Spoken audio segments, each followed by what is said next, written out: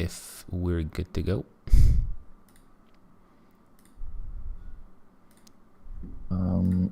Oh, that's my second video. I want the second one.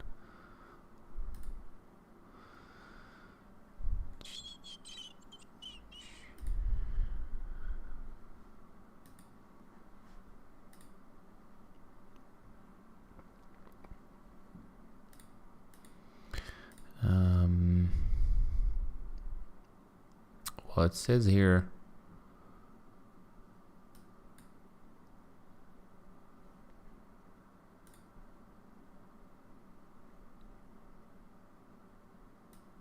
all right, I think we're live.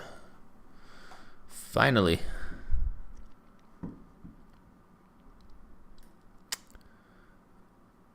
Amazing. So I hope you guys can hear me clearly and see me and see the shared screen here. Yes, this is ChatGPT. I thought about talking about it and using it maybe to see a few things. Let's see. I'm going to start with Samaritans on Mount Gerizim.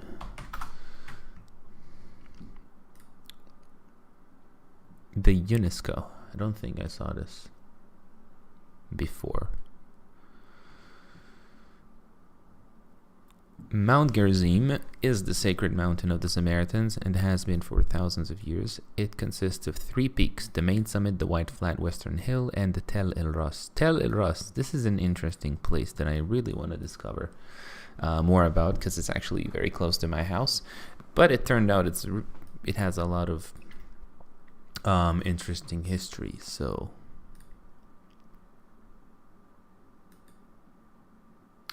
here we have like an article, for example, about the excavations on Tel Ras. Looks even like a big research that has been happening even. The excavations of Tel Ras on Mount Gerizim. In the first half of the 4th century AD, the Pordiacs pilgrim, while traveling to Jerusalem, passed by Mount Gerizim and Shechem. He observed that on Mount Gerizim, there were 300 steps. This is something that I actually heard about. There was 300 steps, which led to the summit of the mountains. So there was basically really long stairs going down from Shechem under Mount Gerizim up to this place called Tel El Ras, which it's basically there. Here's a photo of it. So here's Mount Gerizim, right in front of you here. Oh, right here. And the stairs were believed to be kind of like somewhere around here, going up to the top of this hill right here. This is kind of like the northern side, I think, of the mountain. But anyways, on top of this peak, there's actually a really old altar. So I really want to discover this place. There's even a specific coin. Maybe we can... there it is. There's a specific coin specifically made for this point, which is on Mount Gerizim. Again, Tel El Ras. And this coin, if you want to know more about this coin, was made by the Romans, I believe. And it's really interesting that they... it was so important for them. You can see the stairs on the coin going from the city of Nablus right to the top of it, where there was like a temple on top. Here's like also an emperor. Neapolis is also an old and like an older name for Mount Gerizim. So, hi Ronin. Okay, so if you look here, it says here Philip II, and so it was 247 to 249 CE, pretty long time ago. It's on vcoins.com. I'm really interested in this one. I want to talk about this in the book for sure. So going on to this article here, it has been traditionally identified with the sacred mountain upon which the blessings was delivered by the divine decree, a claim which the Samaritans' beliefs overrides the arrival of temple on Jerusalem. I'm definitely going to cover the differences between the Jewish people and the Samaritans. But let's see. Right, so this is a big tool that everyone has been using. If you're not aware, this is ChatGPT. And I think this is going to change the world in many ways, specifically artificial intelligence. And after using it for a few days, I discovered, of course, that I confirmed that it's definitely a much smarter tool than just a search engine, because, well, in short, it just thinks. It can think, and it's almost like it thinks about the answer and then gives you a logical answer. So if you go for let's begin with something really special. So tell me more about tell me about the Samaritans, right? Doesn't matter, but anyway, about the Samaritans. Now, will it say something about the Samaritans that are helping people or good Samaritans? Not sure, but the Samaritans are a religious group that originated in the area of ancient Israel. They considered themselves to be descendants of the ancient Israelites who were not exiled when the Assyrians conquered the northern kingdom of Israel in the 8th century BCE. The Samaritans have their own version of the Pentateuch, the first 5 books. The Samaritans believe in the worship of God as described in the Torah and adhere to the laws of ethics. Here's a little bit bigger if you want to see. Samaritans believe in the worship of God as described in the Torah and adhere to the laws and ethics laid out in the Pentateuch. The Samaritans are an ethno-religious group with a population of around 801,000. So far, it's pretty accurate, actually. Most of them, it's interesting that it straight went down and says a religious group that originated in the area of ancient Israel. A lot of people will not agree with this. How about, if we asked it, for example, what is the source of this sentence? What will it say?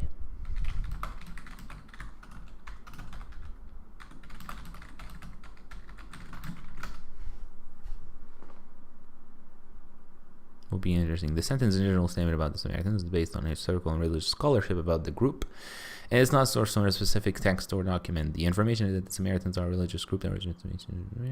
All right, so it says that it's different scholars, it's scholarship.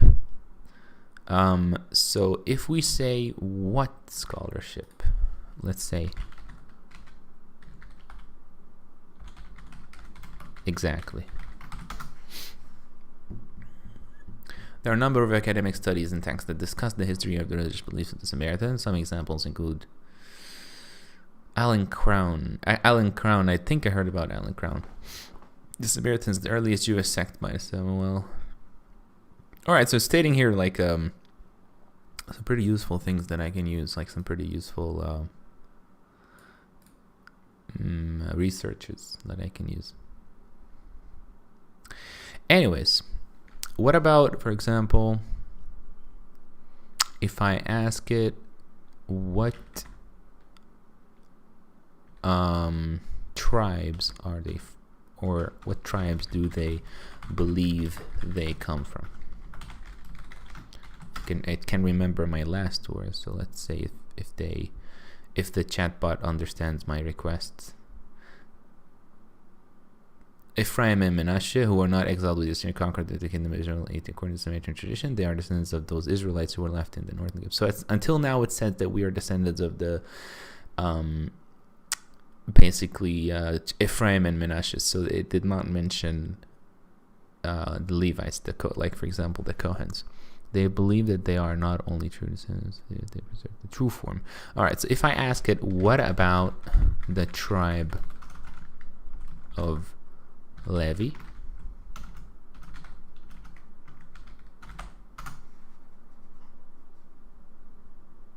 Curious what would be the answer here. Because I think a lot of people are going to move to use this tool once it's really, implemented. So, because obviously, this is something that you can actually search more specific than just scrolling down some pages. So it would be an interesting thing to see. Meanwhile,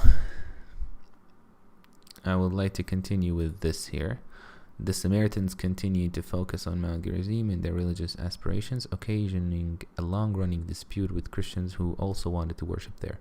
So it makes sense, because also, again, we have also kind of like the temple that was built in Mount Gerizim, although the one on Tel Ras, this one, it was more for, I think, worshipping a specific star.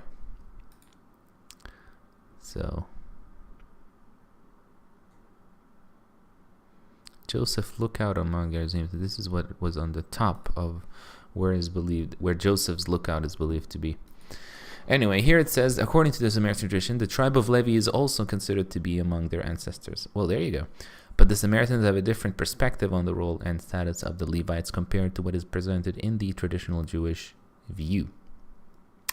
The Levites were responsible for the religious rituals and ceremonies in ancient Israelite society, and the Samaritans considered them as a part of their priestly class. But the Samaritans have their own distinct version of the Pentateuch, and they have their own interpretation of the role of the Levites, which is different from the ones.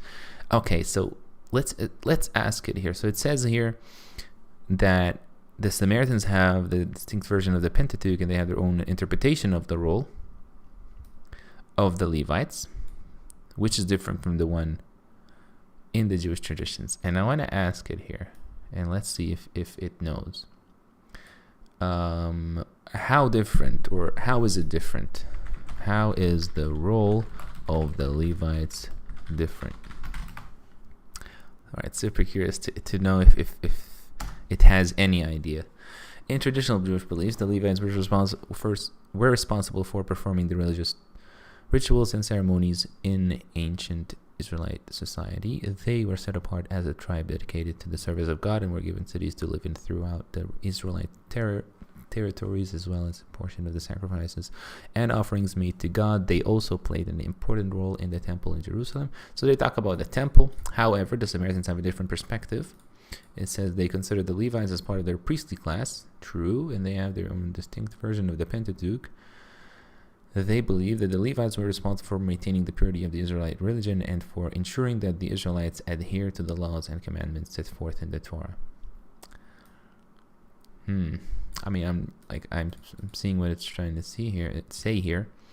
They also believe that the Levites were responsible for interpreting and teaching the Torah to the Israelites, and they were the guardians of the true form of the Israelite religion. Interesting that it did understand my request as much as, it's still a bot. But as you can see, I can ask it specific things, and again, many people are going to use this, and I want to make sure, I don't want to make sure, but I want to see if it actually at least says what we say about ourselves correctly. So if I ask it, what prophet do they believe in? And I want to see if they if the chatbot will also know that I'm talking about the Samaritans here, because of course it does. I mean, this is the main topic, I think, since I started this chat. The Samaritans believe in the prophethood of Moses, correct, as the greatest prophet, and they believe that he was the one who received the Torah from God and passed it on to the Israelites. They also believe in the authority of other prophets mentioned in the Hebrew Bible, such as Joshua, Samuel, and Elijah. But they place a special emphasis on Moses as the one who received the true and unadulterated form of the Torah. They believe that the other prophets received their revelations in the context of Mosaic revelations. It's actually pretty accurate. Although, in the sense, we do believe in Joshua. Samuel and Elijah might be considered more historical in some ways. But definitely, we do we believe in the authority of other prophets mentioned in it to a certain degree, but the greatest prophet was indeed Moses. Pretty correct. Now, here's an interesting question that I'm curious to know about, and I'm not sure if it will know. But how many Samaritans were there in Nablus, or in Shechem, let's say Nablus dash Shechem, 3,000 years ago. And before I ask this question, what we believe is that 3,000 years ago, 3,600 years ago, the Israelites entered the Holy Land, and they come to Mount Gerizim to build the tabernacle, the temple. It was built by Joshua, we believe. And then the ritual of half of the tribes, 6 of each tribe, basically 6 tribes on Mount Gerizim, 6 tribes on Mount Ebal, sat and stood to bless the people. And that's like a huge ceremony. So we believe that after the split of the Israelites to Samaritans and the Jewish people, that the Samaritans were at their peak. It did reach 1 million, but at that time, I'm not sure how much was that. I think it was some good 500,000 or something. But again, these are numbers I'm still studying, specifically for my book. But again, it says here it's difficult to provide an exact number of how many Samaritans were present in the ancient city of Nablus. The population of ancient Samaria, which was the capital of the northern kingdom of Israel, is not well documented. And then this is true, right? It's not really well documented. We don't have many sources talking about it. The northern kingdom of Israel was conquered by the Assyrians in the 8th century BCE. And many of the Israelites were exiled. The Samaritans believe that they are descendants of the Israelites who were not exiled. However, it is not clear how many Israelites were left behind. So it says here also there was like 10,000 to 20,000, but it's difficult to say for sources. This is like the ancient Samaria, right? It should be noted that the historical records from that period are not very detailed. All right, so here's 3,000 years ago, also known as ancient Samaria. So who lived in ancient Samaria also? Samaria. First of all, let's say who lived with ancient Samaria. It might say Samaritans only. It might say with other nations. But ancient Samaria was the capital of the northern kingdom of Israel, which existed from the 10th century BCE to 8th century BCE, when it was conquered by the Assyrians. It's from 8th to 8th, from 10th to 8th. Shouldn't be the opposite. Okay. All right, it says here it's composed of different tribes of Ephraim, Menashe, Issachar, Zebulun, and Asher, Naphtali, and Dan. We also believe it was the Levi, half of Levi. During the time of the Israelites, the city of Samaria was a major center of worship and was home to the temple of the god Baal, which was built by King Ahab. The Israelites also built a palace and other public buildings in the city. The city also played an important economic role and was situated in the import trade route. After the conquest of the northern kingdom of Israel by the Assyrians, so the conquest happened in 722 BCE. Many Israelites were exiled, and it's believed that some Samaritans were exiled. However, the thing is that even though some people believe that the Samaritans were exiled, many believe that the Samaritans who live today are not really connected to the Israelites at all. And this is where we can kind of like ask the question of is it believed that the Samaritans are Israelites? Let's see what does it have to say about this, like, or what is, how can I ask it, like, for example,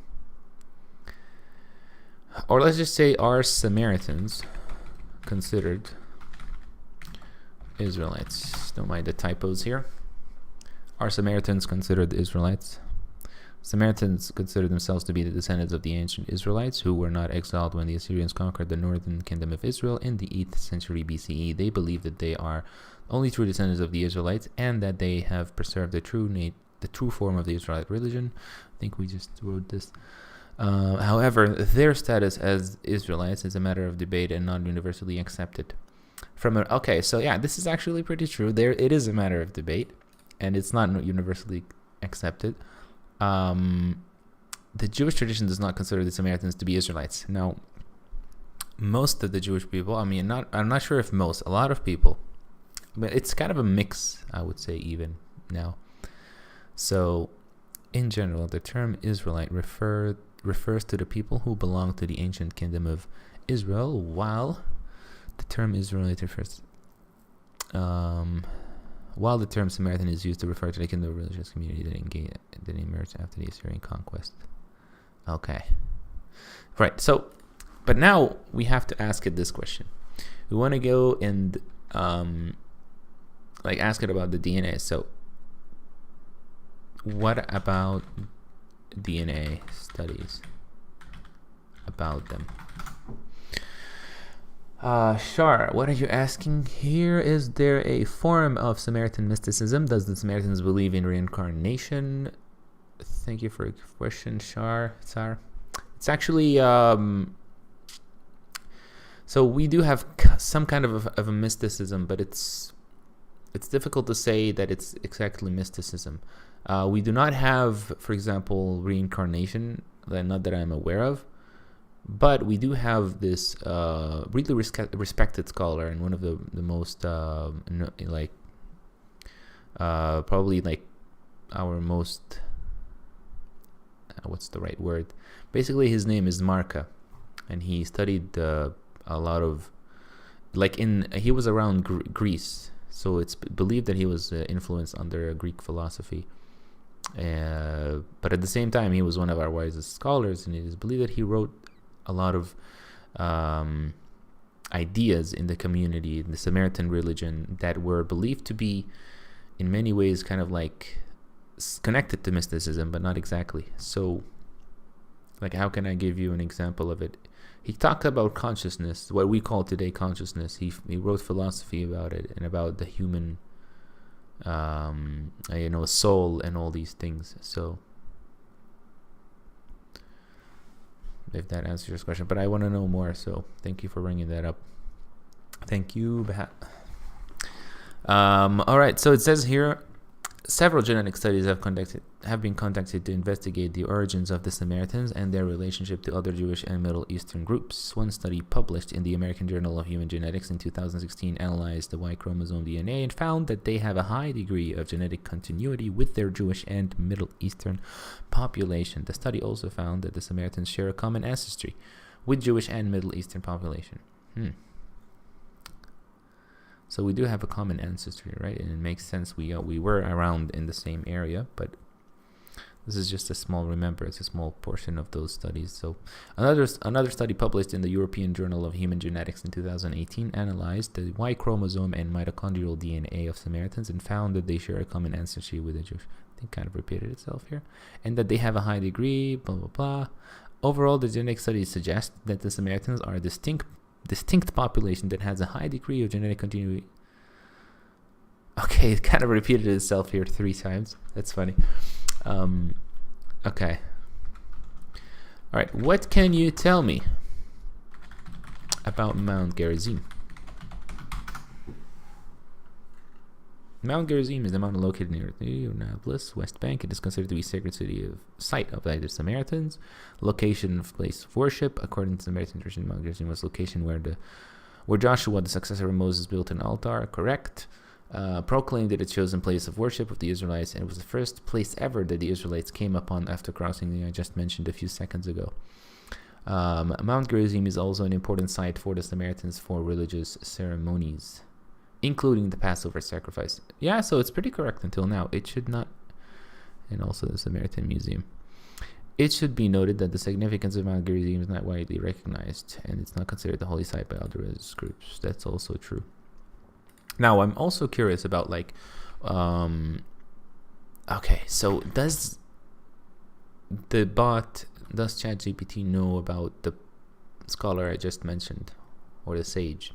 His name was Marke. That's how I think we wrote it. Will it connected to the Samaritans? This is the question. Do Samaritans believe oral law? We do have oral law, but we don't call it oral law. It's just basically how the Samaritans, how we learn from our ancestors and our fathers and grandfathers. It's passed down. So this is considered like oral law. So like how the Torah talks about Shabbat, it also we also learn from our ancestors how to keep Shabbat. So that's how. All right. It says here, Marka, also spelled as Marka, QA, is a figure in the religious traditions of the Samaritans. According to Samaritan tradition, Marka was a prophet who lived around the same time as Moses. Oh, that's not really what we believe. I mean, interesting where it got it. So Marka was definitely not a prophet, at least for us. And he didn't live, we don't have that he lived in the same time of Moses. He's believed to have been a contemporary of Moses and to have received revelations from God similar to those. Again, he was not believed to be a prophet. Mark is said to have been a member of the tribe of Ephraim and Manasseh and believed to have been sent by God to the Israelites. Wow. Okay, so this is not exactly what we believe in. So take it with a grain of salt, as you can see what you're reading here. Marka is also believed to have been the author of a number of books, including Commentary of the Torah and the Book of Hymns. This is actually true. Some of these works are said to have been passed down through the generations and are still passed down by Samaritans today. It should be noted that Marka is not recognized as a prophet by other religious groups. So, should we correct it, is the question. Actually, I'm a Samaritan.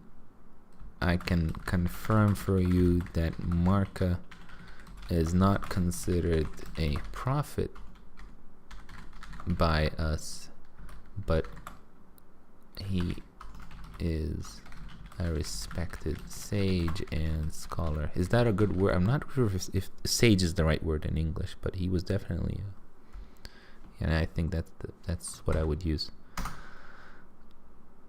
I apologize for any confusion caused by my previous response. You are correct that Marka is not considered a prophet, but rather a respected sage. Now it says I'm correct, okay? He is considered as an important figure in the religious traditions of the Samaritans, believed to have a contemporary of Moses. Now I wonder if it's going to tell do tell me, guys, if this is what it also tells you if you try it out. Marka is also believed to have been an author of a number of works. Again, she repeated itself here. Thank you for bringing it to your attention. You are welcome. Now, let's go and ask it.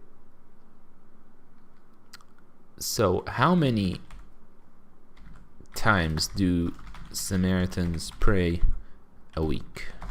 Do you think it would know that? We have a daily prayer schedule that includes 3 prayer services. We actually have 2, morning and evening. So, that's what I'm aware of. I'm pretty sure I'm not wrong on this one. We have the Zricha and we have the sunrise and sunset prayers. I'm never aware of the middle one, unless some people might practice it in the community for some, prayer can be accepted anytime, really. But specifically, we have morning and evening. So, all right. In addition to these daily prayer services, the Samaritans also recite additional prayers and perform special rituals on the Shabbat and other special days. The Shabbat, which begins on Friday evening, is considered a day of rest and worship. Correct. It should be noted that the traditions and practices vary in different communities. Therefore, the information provided is all over review. Okay, so reading from this, it's pretty accurate, although this part is not I'm not sure. Where do Samaritans pray?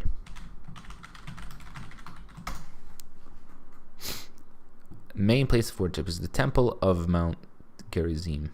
So it says here, which is the temple of Mount Gerizim. Is that correct? We don't pray in the temple. We actually have a synagogue. So the temple is considered to be a sacred site by the Samaritans, and it is. We do pray sometimes, specifically on the pilgrimage, on the top of the mountain where the temple used to be. So, but not inside any temple because we don't have one.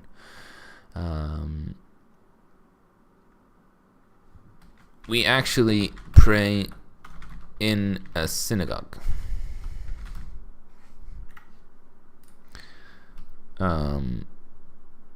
Since our temple was destroyed. I'm still using the I now. Maybe it still remembers that I'm from this group, so...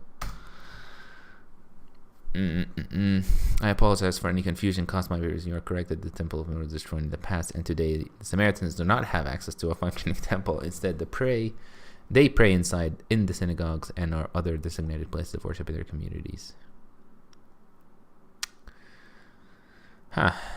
Can Samaritans use electricity on Shabbat? Yeah, well, yes and no. We're not allowed to use electricity on Shabbat in a sense that we are only allowed to bring we only put 1 or 2 lights on. Basically, 1 in the bathroom and maybe 1 in the hallway. Depends really on each family, but we're not allowed to touch those after Shabbat begins. So we're not allowed to turn them off or on. So only before Shabbat begins, we turn on a small light. And even in the synagogue, we just turn on a small light to see the books that we're reading from, and that's it. But other than that, we're not allowed actually. So no phones, no computers, no laptops or anything. And it's just a really beautiful day of resting. Actually, let's ask the bot here. How do Samaritans practice? You know what? I'm gonna ask this question. I'm gonna copy your comment if you don't mind. I'm gonna ask it here. The use of electricity on Shabbat or Shabbat is a complex issue among the Samaritans. As with other religious communities, some Samaritans observe the traditional Jewish laws of the Shabbat and refrain from using electricity, while others have adopted more lenient interpretations of these laws and do use electricity on Shabbat. Okay. I think it means what I said right now, right? Probably. The traditional Jewish laws of Shabbat prohibit performing certain types of work, including using electricity. This is based on the belief that using electricity is considered a form of creating fire. Oh, this is actually, wow. It's actually this is a common thing we say, that electricity is a kind of a form of creating fire, which is one of the reasons why we do not have... we don't use electricity much on Shabbat, but again, only using it a little bit to see the main hallway in the house, but it's on before Shabbat begins. You don't turn on all of the house and then say that, okay, I turned it off on before Shabbat began. That doesn't actually work. It's important to note that the use of electricity on Shabbat is a matter of personal belief. It can be vary among different communities and families. Some Samaritans may be more strict in observance, while others may be more lenient. What is this word, by the way? Is it like less keeping? Tolerant. Okay, mild or tolerant. Hello, Yusuf. Welcome, buddy. What's your opinion about the other lost tribes? Will they return to Israel? It is believed that the Israelites will actually the tribes of Israel would reunite again. The 12 tribes on Mount Gerizim in our belief. But today, it is believed that there's only the 2 tribes of Ephraim and Manasseh, the tribe of Levi, which is half of it in the Samaritan community. There's the tribe of Judah, which is where the Jewish people come from. They also come from it is believed that they also come from the tribe of Benjamin. And so it's Levi, and also half of Levi, the Jewish people. But the other tribes are believed to, there's the belief of the end of days. So that's maybe one of the things. That's what I know. So why don't you ask it, Sam? Let's ask, if you don't mind, I'm going to copy your comment here and also ask it.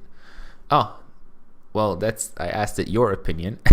Of course, it's going to tell me now I don't have any personal opinion. I forgot to say, what is the Samaritan's opinion?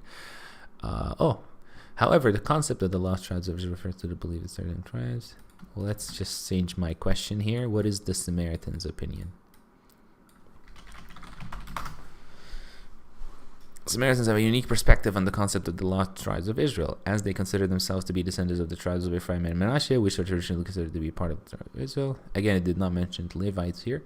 In terms of the belief of the return of the lost tribes, it is not a central belief among the Samaritans, but some Samaritan scholars have commented on the possibility of the return of the lost tribes to the land of Israel. Some Samaritans believe that the other tribes will eventually return. You know what?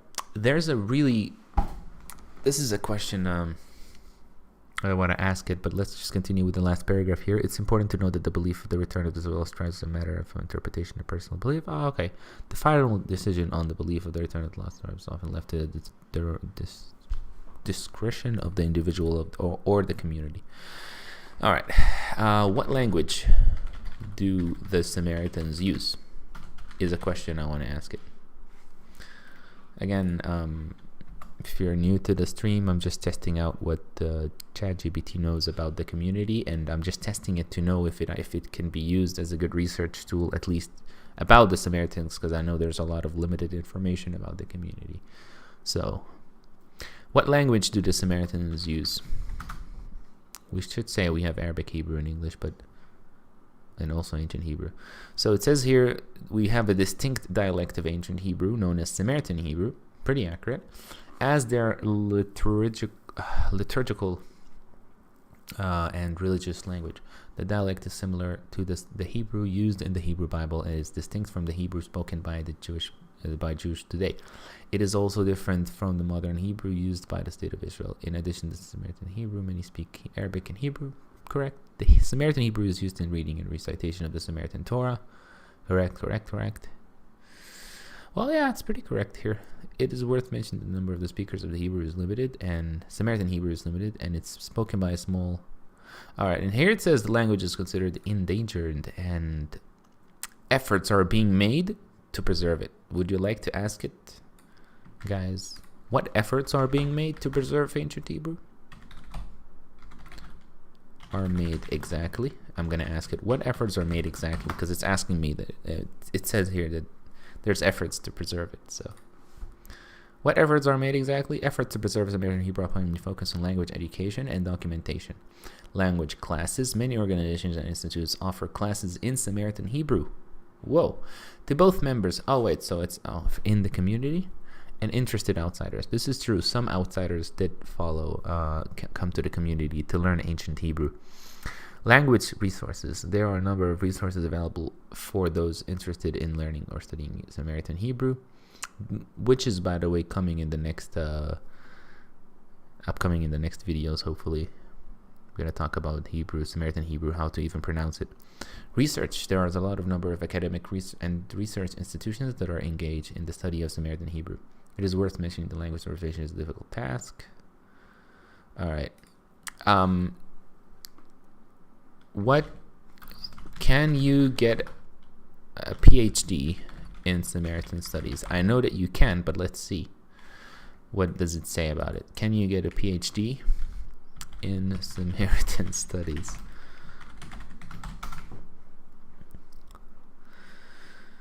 Yes, it's possible to obtain a PhD in Samaritan studies. Some universities and academic institutions offer PhD programs in this field, and they typically focus on the study of the history, culture, and religious practices of the Samaritans. These programs may also cover the study of Samaritan Hebrew and other aspects of the community. To get a PhD in Samaritan, you typically need to complete a master's degree in related fields such as Jewish studies, and then you will be getting a PhD in, if you can. Okay, wow. It's worth noting that the number of university institutions that offer PhD programs in Samaritan is limited. Okay, so it says that it's a limited number. We know that. You can still find universities or academic institutions that might have a strong focus. Wow, it's a tool. So far, it's a tool, and I think it can be used pretty. I know that there are still new versions coming, probably even like smarter than it and up to date, maybe more. But it's scary of how much it really gets. It knows what I mean. What about, like, if I ask it, do you know my name? Like, do you know Abdallah Cohen? This is my actual, first name on the ID. I'm not able to find specific information. However, there are many individuals who are scholars in the community. It's worth meeting the language model and after you know it's specific. If you would like to know more about someone named Abdallah Cohen, you can try searching contact information. So it doesn't know. Well, I'm somehow glad that it doesn't know in some ways. All right. How about you think it would know my uncle, the manager of the museum?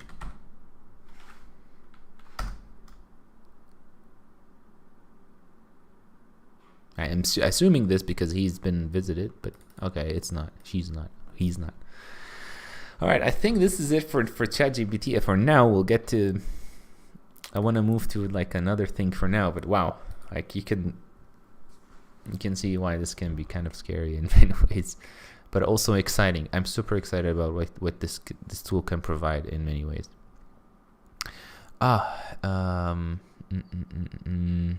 Did I want to ask it a question and I forgot? I think ancient Hebrew, Samaritan Hebrew is something that I had an idea, a question about. Yeah. Tell me more about Samaritan Hebrew is a question I wanted to ask before we move on to something else. Samaritan Hebrew is a distinct dialect of... Oh, wait, did we ask it? I think we did. Alright, anyways. I want to go and move to images here.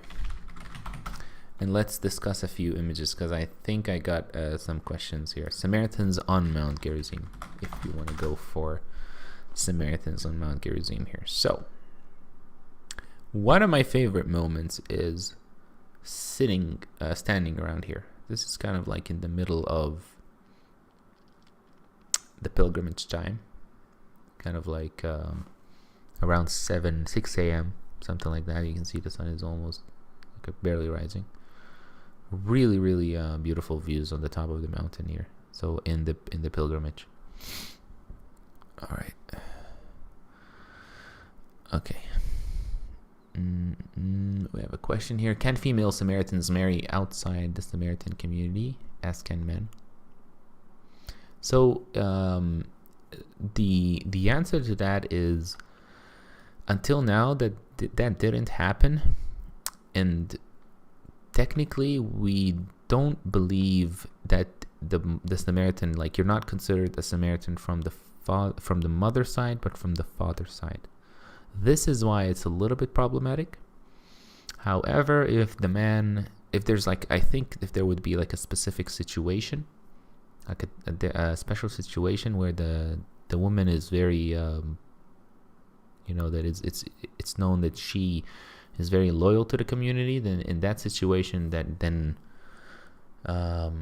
the man might be able to convert if he proves that he is also loyal. But this is kind of a good question that I don't think, until now it didn't happen. So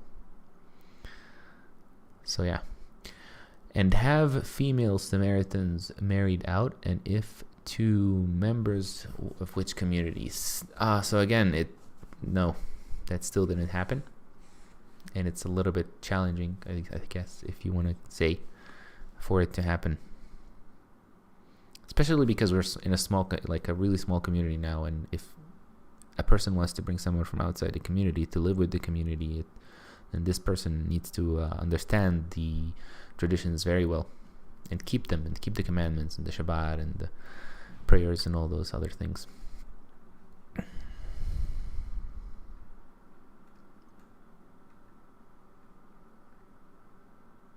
Right, in my book, I talk about, I mentioned the days where we used to learn ancient Hebrew, and I want to see if we type here Samaritan ancient Hebrew teachers, will my teacher, like my Hebrew teacher, come up? Oh, well, he did come up, and his name too. That's me. The Samaritan Hebrew video. But yeah, this is my teacher who taught me ancient Hebrew, and he teaches the younger generation.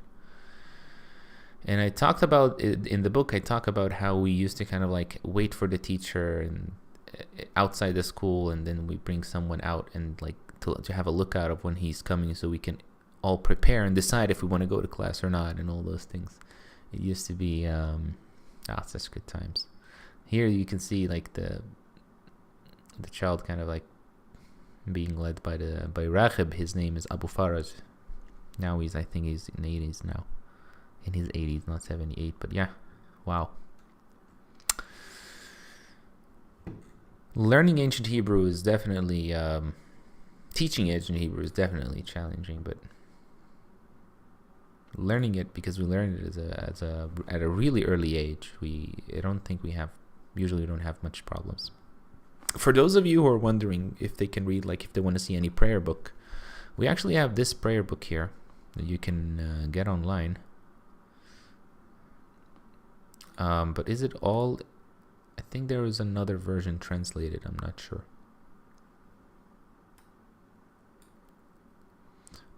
But this is how I think it's a daily one, right? So let's read here. For example, it says "Uya Umir amna masati an binek adani elakna adani aqrbanu." So it says here Uyashab Bamimar, and he sits saying Uya Umir amna masati an binek adani elakna adani aqrbanu ki abqash ya'rafu. This is Moses basically asking God to forgive the Israelites. But this is like part of the morning and evening prayer. For example, here it says وَمَارُوا لِي مَا شَيْمُ مَا أَوْمِرِ إِلِيمَ يتربي زي شيء مقادش. This is what Moses asked God when he was about to go to save the Israelites from Egypt. He asked them, what should I tell them if they ask me what is his name? So, and here God tells him, after that God tells him which means I am that I am. So that's how a prayer book looks like. This is a font though, and if you copy this, let's see. I can't quite. If you copy this and then you paste it here, well, it's just a code, I think, or something. But no. Why don't Samaritans use tzitzit all the time like Orthodox Jews? Well, a good question. I think it comes as basically blending in the community that we lived in with the communities, the Palestinian communities, for example, that we lived in. It took, at some point, there was very little Samaritans that they didn't want to be recognized as Jews, unfortunately, because the neighbors, I'm not saying specifically Palestinians, but like across the years, there was different nations that lived with the Samaritans, and the Samaritans will avoid wearing them in public. And this caused this tradition to kind of like not be as frequent until maybe, who knows, we might come and do it back in the next few years, next 5, 10, 20 years, I don't know. But for now, we only put it, like only the Chazan, the cantor, puts tzitzit. So for those who don't know what is being talked about, the tzitzit is the two ropes, small kind of ropes that are put on each side of the body, like if right, this is how I'm describing it. So you can hold them in a sense when you want to remember the commandments and you want to have more control. And I love the idea of it. I in many ways I wish I could put them, so because it's kind of like an anchor. But like now the replacement of it is more spiritual until it comes back, which is like you're reminded by your thoughts and by your mind, by the prayers you do every day. So here it says Ya Umar Berib, Ya Umar Bebekar. So it says here in the morning and in the evening. All right. So if I want to go and open it from the beginning, for those of you who are wondering, how does it begin? How do Samaritans pray? Here it says, in the name of God, the Lord of Israel, we begin and we start. So here it says, Alfani telat tefilla ya el bamimar. So all this portion over here, this talks about the cleaning and the purity laws, right? So before you pray, we have the specific purity laws that we have to make. So وَأَزَارْ تِمَّ إِتْبَانِي إِشْرَاءِ الْمِتَّ مَا تِمَّ وَلَا يَمُوتُ أَفْتَ مَا تِمَّ. This is again what God told Moses about the sons of Israel, the Bnei Israel, that they have to, he's basically teaching them about, asking Moses to teach them about the purity laws, so that it says here that you shall warn them, right? You shall warn them from their impurities, and that they shall not die with their impurities also. And next, it says here, Al Hayadaim, Al Ayadim. Let me see if I can make that even bigger. There we go. So for those of you who are wondering, so it's the hand first. We read this. then the mouth, then the nose, then the face. On the face we say and then we go for the next part until we reach until we finish all reading all this 3 times each organ. Here it says al azanim. Sorry, zanim is something else. Azanim وياشر بينو تيشي وزنطا الميصا بوتو وشامرتا كلاقو. Like you shall listen to his وياشر بينو تيشي, you shall do the straight in his eyes, وزنطا الميصا بوتو, and you shall listen to his commandments and you shall keep his laws. So we read on when we clean the basically the ears, and then the thing on the legs, on the feet, sorry. That this is also talks about when it was asked that that Moses and Aaron, they have to kind of clean their feet and wash their feet with fire and with water, and also their hands before they come to the al-muwid, which is the tent of the meeting, which is basically the tabernacle, and and before they shall sacrifice on the altar. Sam is asking, what does Samaritans believe about coming Messiah? We have a belief that there is a person who will come. His name is Ta'ib. So in the community, our mystics and our scholars and we don't have mystics again. I don't know why I said mystics, but we have scholars and Kohens up to 2,000 years ago and 1,500 years ago that interpreted what the Torah also said about, basically God told Moses that he will bring up a prophet for them, like you. That's what you can see in the Samaritan Torah specifically. And I'm not sure if this specific verse is mentioned in the Jewish Torah, but I'm pretty sure there's something similar to that. His name is the Ta'ib. I will definitely make a specific video on him more, but the Ta'ib will reveal the temple or the tabernacle on Mount Gerizim. He will bring peace back to the Israelites, to the Samaritans, to the Jewish people, to the world even, right? So that's what is believed. All right, continuing on, after we clean all the part of the body that I mentioned, we begin the prayer, and the prayer is began usually on sunrise, but we're not very strict to start it on sunrise, so that's what you should know. It could be after sunrise in an hour or 2 hours. It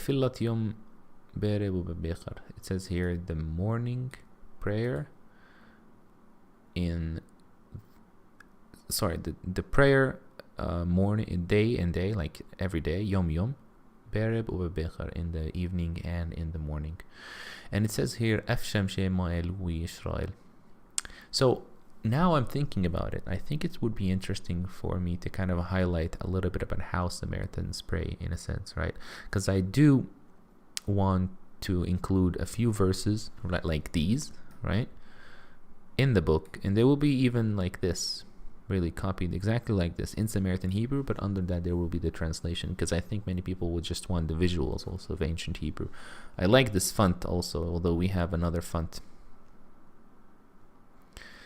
And here it says Mari Esha Elak Bremik Teqabbal Minna Nutisla Tainam. So here it's asking Shema. Shema, by the way, is how we pronounce the name of God. So it's asking Shema to accept this prayer, and then it says we bow down on our faces and we say which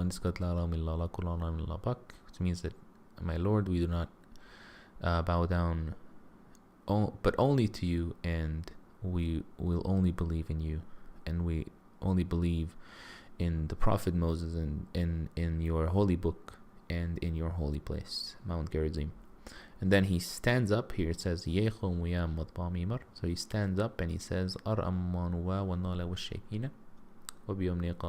so For those of you who are wondering, this is how it begins. I mean, I can go on and give you, but here's a small summary.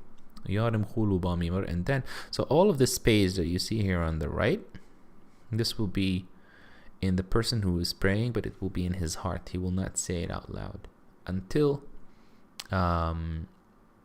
we reach a specific, word, Karzan Wamarim. He will start reading out loud. Welcome, Devarim. You have missed back? Not so much, I think something like a little bit less than an hour, but don't worry about it. Okay, so Yarim Khulu Bamimar, here it says Karzan Wamar al-Ayad, and then there's like three. Then he begins to also sit down. We have, again, we pray. If you don't know how Samaritans pray, Samaritans praying in the synagogue. Don't mind the typos, please. But we pray like you see here. There's like bowing down on the ground. It's interesting that there's the Karaites, Samaritans, and praying with a minyan, an attempt at a Samaritan-Karaite alliance. Whoa, what is that? I never heard about this. Karaites, Samaritans praying with a minyan. Well, it's interesting to see this picture at least.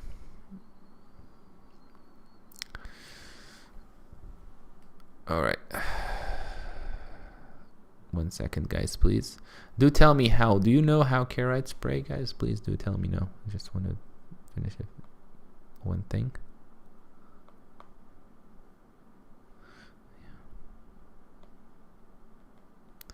He's down. Alright. Is the camera blurry or something for me? Oh, it's pretty good. Okay. How is Shema Israel in Samaritan Hebrew? Shema Israel in ancient Hebrew. This is how we read Shema Israel in ancient Hebrew. Shema Yisrael, Shema Eluinu, Shema Ad, wa ibta it Shema Eluwak, afkal lebabak, wafkal nafshak, wafkal me'udak, wa yu'adde bare ma illa, ايشر آناكي أمصابك أيوم علي بابك وشنن تما ألبانك ودبر طاب ما أفشبتك ببت أبلكتك بديرك بشكابك وفقومك كاشر تما لوت على يدك وايو التطافت بين إينك وكاتب تما المازوزة بتك وفشارك. Let me know if you could follow up, because it's really similar to modern Hebrew. Or Assyrian Hebrew. I say modern Hebrew, but of course this is also the Jewish people use today, the Hebrew, but it's just a different font, which is the Assyrian Hebrew. Welcome, Kanaf, if you're still watching. You haven't. Alright. What are the Samaritan reasons for meat and dairy separation? Do you apply the separation to dishes too? And what is the Samaritan reason for saying Shema and not the divine name? Good question on the Shema. The reason for meat and dairy separation is really the kind of the same reason as the Jewish reason. That there is a verse that talks about asking us not to cook the the goat's the kid goat in its mother's milk. Forgot how do you say the kid goat.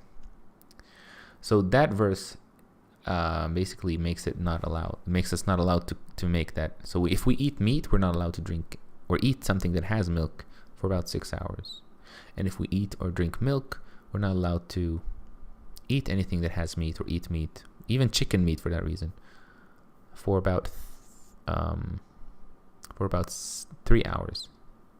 But it's more or less. Some people will follow 2 hours though, and some people are more strict. And the reason why we say Shema instead of God, like why do we have the name of Shema instead of God, is because we have, first of all, it's a very holy name, right? YHWH. We don't have a pronunciation of it.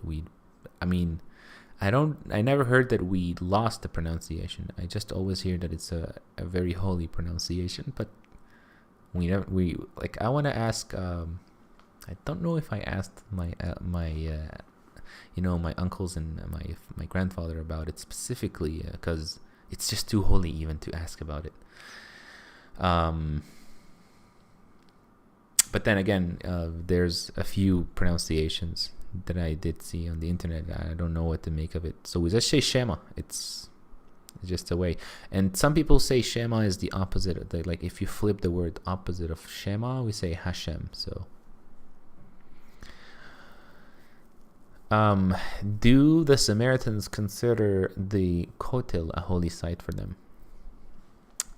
We do consider the Kotel a holy site, but it's not really like the holiest site. It's part of Jerusalem. Jerusalem is holy, so yes. 1 second, guys, please. Here, I just have to finish.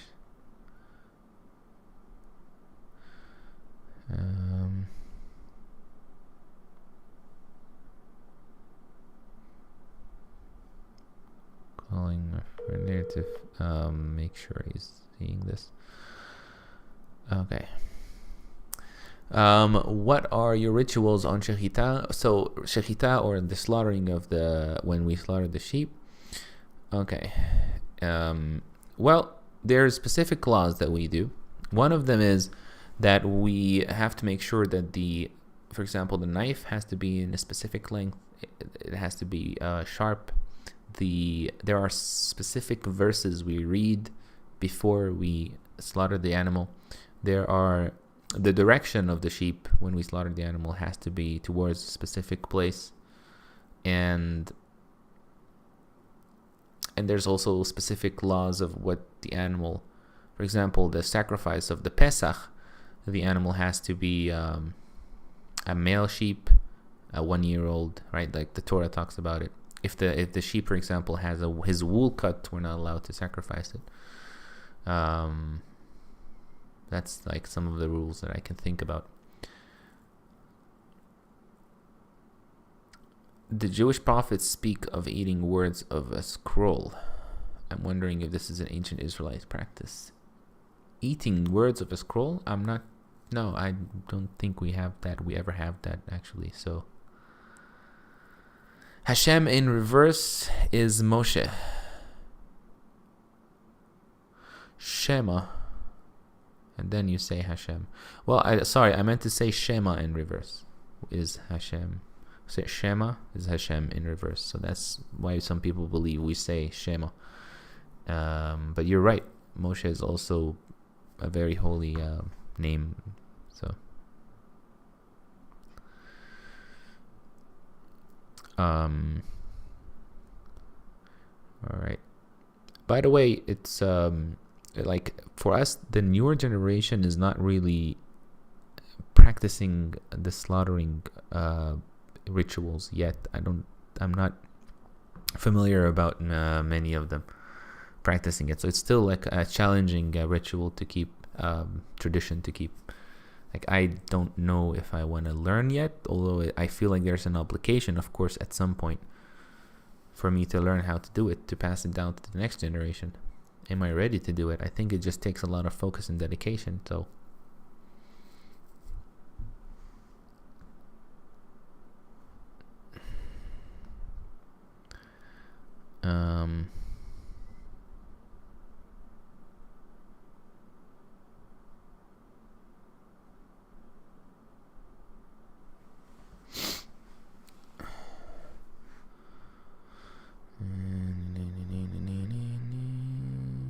alright, see here, I just want to finish here.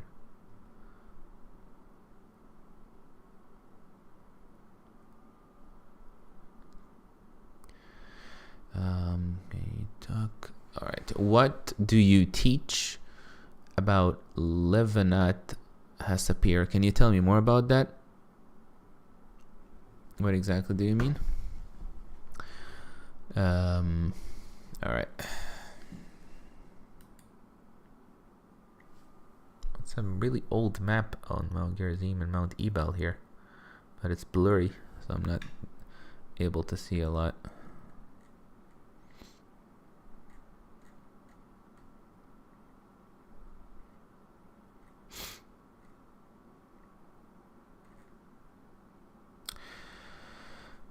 All right. This is another side of the mountain. But today all those trees are actually been removed. Most of these too.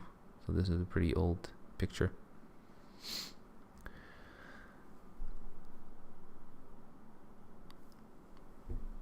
I know you keep records of all generations, but one DNA test shows that your four clans from different strains separated a million years ago. What do they make of it? Is Bnei Israel or all to be related? And your Kohanim come from haplotype E. That's not even CMH Kohan. I'm not very updated with the DNA results. I'm still studying about it, but I can tell you that, like, for example, the Kohans that did the DNA test, they had a really high percentage of the Levantine, like something like 95 to 96% Levantine, kind of like showing that the Samaritans were mostly concentrated in the region of the Holy Land, really. So, all right, I think it's been an hour and a few minutes, and I will be kind of like wrapping up. Thank you for joining, everyone. I'm sorry.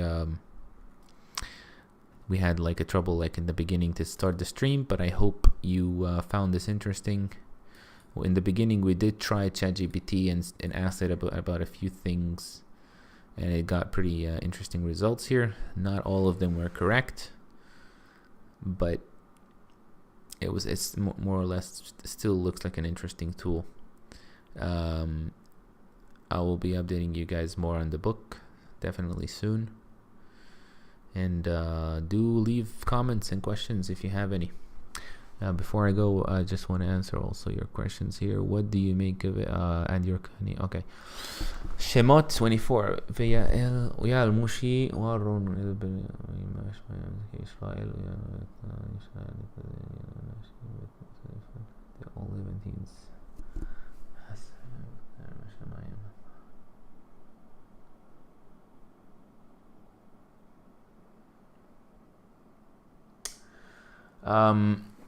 ويا الموشي وار ناض بابي وشابي مزاخين إسرائيل. If you're talking about the 70 elders, I'm not sure about the question specifically because I'm having a hard time reading the text. I'm sorry, but if I can like go and like make it a little bit bigger, there we go.